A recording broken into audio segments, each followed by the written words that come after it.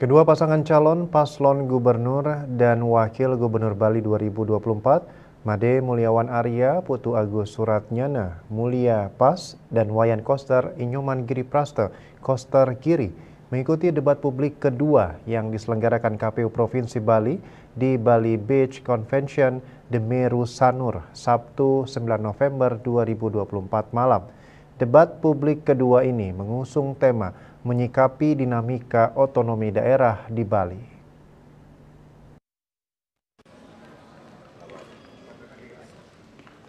Tema ini dijabarkan dalam beberapa subtema untuk mempertajam visi misi dan program masing-masing paslon. Subtema ini mencakup hubungan pusat daerah, pajak dan retribusi daerah, serta inovasi daerah dalam menggali sumber-sumber pendapatan asli daerah, kolaboratif governance, pentahelik, dan pembangunan sumber daya manusia. Menghadapi otonomi daerah, Otda Mulia Pas mengatakan bahwa hubungan yang tidak harmonis antara pusat dengan daerah akan menyulitkan pembangunan, sehingga satu jalur adalah langkah taktis yang bermanfaat strategis bagi Bali di tengah kondisi fiskal daerah yang sedang tidak sehat. Langkah kolaboratif governance perlu juga dijaga sebagai bentuk partisipasi pihak di luar pemerintahan bisa berperan aktif. Terkait pajak dan retribusi daerah, inovasi daerah, menggali sumber PAD, serta pembangunan sumber daya manusia. Mulia Pas mengintensifkan pemanfaatan aset tanah Pemprov Bali khususnya di daerah pariwisata baik dalam bentuk sewa maupun kerjasama untuk meningkatkan PAD sekaligus membuka lapangan kerja. Program aplikasi terintegrasi juga dilakukan dengan mengintensifkan pendapatan dari retribusi wisatawan serta mengetahui secara presisi PHR dari wisatawan. Pembuatan park and ride di tempat-tempat wisata, baik di atas tanah Pemprov Bali, tanah negara, atau dengan masyarakat pemilik lahan. Selain itu, Badan Khusus Pengelola Sampah akan menjadi badan yang produktif dalam menuntaskan sampah yang ada. Sampah jadi komoditas dan sumber penghasilan PAD. Di samping juga memanfaatkan jarak 12 mil laut yang jadi kewenangan Pemprov untuk mengembangkan perikanan yang hasilnya bisa bermanfaat untuk meningkatkan kemakmuran nelayan dan PAD. Untuk meningkatkan SDM, Mulia Pas berusaha memadukan pendidikan dan pelatihan sehingga menjadi SDM yang cerdas, terampil, dan berbudaya.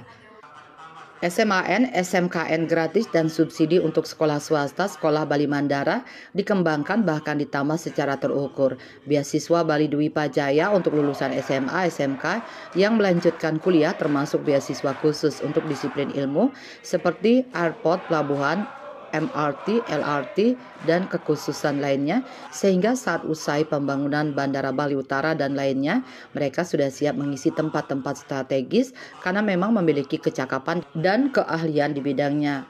Membangun EduTech sebagai tempat pendidikan dan pelatihan AL dan IT secara gratis.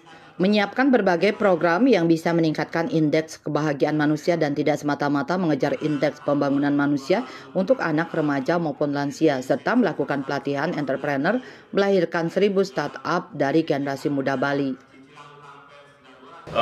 Luar biasa, artinya kedua paslon artinya sesuai dengan tema dan ya sportif. Artinya kita adu gagasan adu gagasan, adu ide untuk kepentingan rakyat Bali.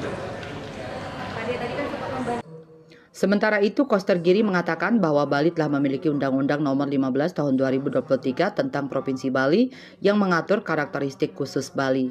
Hampir 75 tahun sejak Indonesia merdeka, Bali baru memiliki undang-undang tersendiri, sehingga ini merupakan terobosan bersejarah di bidang legislasi di dalam menjaga unteng alam, manusia, dan kebudayaan Bali. Undang-undang ini sangat penting di dalam melaksanakan visi Nangun Satkerti Loka Bali melalui pola pembangunan semesta berencana dalam Bali era baru demi nindihin Gumi Bali. Koster mengatakan bahwa hubungan pemerintah pusat dengan pemerintah Provinsi Bali dibangun dengan koordinasi dan komunikasi yang sangat baik dan produktif, sehingga pembangunan infrastruktur dan sarana prasarana strategis mendapat dukungan dari pemerintah pusat dan DPR RI.